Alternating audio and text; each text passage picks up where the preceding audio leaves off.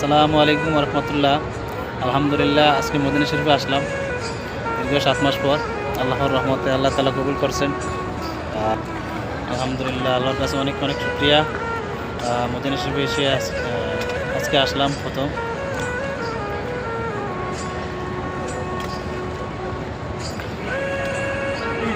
Actually আল্লাহর রহমত 7 মাস পরে আসলাম এই জায়গাতে, অনেক ভালো লাগে। অ্যাকচুয়ালি মদিনা শরীফে ঘুরতেও ভালো লাগে। সকালবেলা লাখো হাজিরা আসা যাওয়া করতেছে চতুর্দিকে। হাজার হাজার মানুষ দেখা যায়। সকালবেলা তাই আসলাম দীর্ঘ 7 মাস পর।